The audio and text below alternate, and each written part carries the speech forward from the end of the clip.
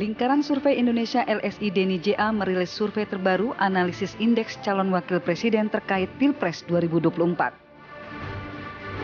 Kandidat calon wakil presiden yang menempati perolehan indeks variabel tertinggi ditempati oleh Ketua Umum Partai Golkar Airlangga Hartarto.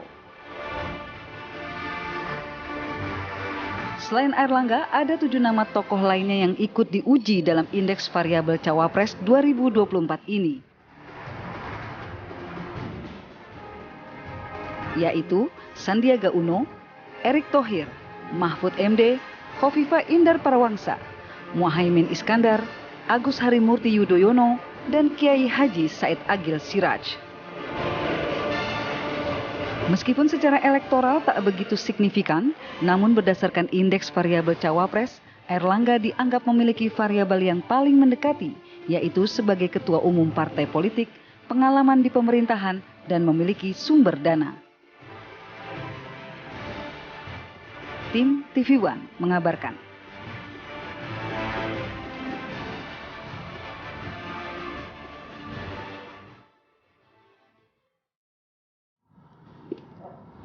Ya pemirsa, Lembaga Survei Indonesia ini LSI Deni JA yang sudah merilis survei terbaru analisis indeks calon wakil presiden terkait Pilpres 2024 ini ternyata tertinggi adalah Airlangga Hartarto. Nah, variabelnya apa saja kita akan langsung berbincang dengan dua narasumber ya. Sudah hadir, sudah ada Mas Umam, Mas Ahmad Khairul Umam, analis politik Universitas Paramadina. Assalamualaikum Mas Umam. Pagi, Mbak. Waalaikumsalam, Mbak. Selamat Alhamdulillah. pagi, Mas. Kemudian juga sudah ada Mas Aji Alfarabi, peneliti LSI Deni JA. Mas Aji, Assalamualaikum, selamat pagi. Selamat pagi, Waalaikumsalam warahmatullahi wabarakatuh, Mas Bayu, Mbak Rati. Oke. Ya, Mas Aji, sebelum kita membahas mengenai Cawapres kunci kemenangan Pilpres 2024, boleh diinformasikan kemarin variabel apa saja yang akhirnya membuat rilis Deni JA terkait Cawapres ini? Ya, kita melihat empat hal ya, 4 hal di luar faktor elektabilitas ya, yang kemudian menjadi pertimbangan utama dalam penentuan Cawapres ya. Jadi selain Cawapres, sebetulnya rilis kita kemarin juga terkait soal pertarungan 3 Capres ya, menjelang 9 bulan menjelang Pilpres 2024 ya. Jadi pertarungan antara Pak Ganjar, Pak Prabowo, dan Pak Anies ya.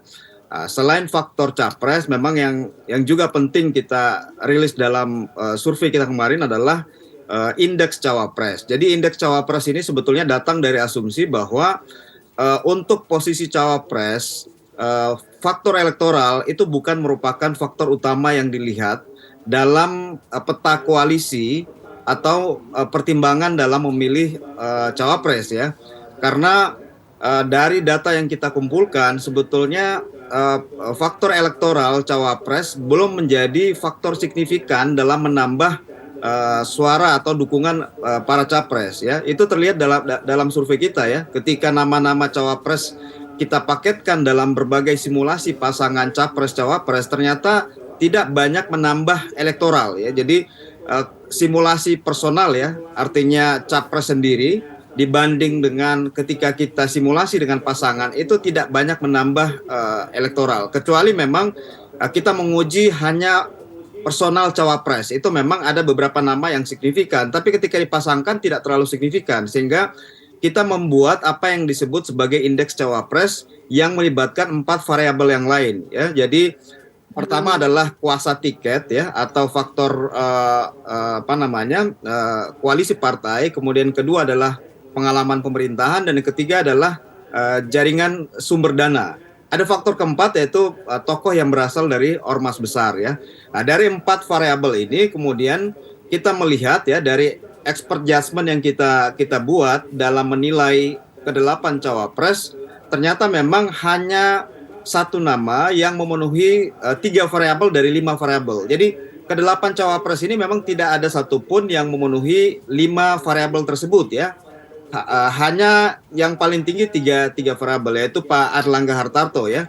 Jadi Pak Airlangga itu kemudian memenuhi pertama faktor tiket ya, kuasa tiket ya, karena beliau adalah ketua umum partai Golkar ya. Kalau kita lihat ya, kalau kemudian berkoalisi dengan capres manapun ya, antara Pak Anies kemudian Pak Ganjar atau Pak Prabowo, memang Pak Airlangga ini kemudian menjadi front runner ya. Kenapa demikian? Karena kita tahu Golkar adalah partai yang saat ini perolehan kursinya ya paling banyak setelah PDI Perjuangan ya. Golkar ada kurang lebih sekitar 85 kursi ya, atau kurang lebih sekitar 14% dari total kursi di DPR ya.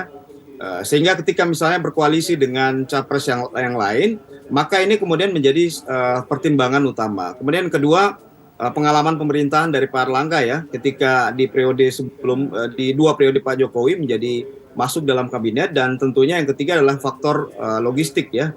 Nah, jadi inilah yang kemudian kita lihat bahwa faktor-faktor atau variabel yang menjadi pertimbangan dalam penentuan cawapres. Karena kalau capres biasanya ya kita lihat ditentukan oleh popularitas atau elektabilitas para tokoh itu berdasarkan survei, maka cawapres ini sebetulnya keputusan yang biasanya diambil oleh para elit politik atau hanya melibatkan segelintir elit politik.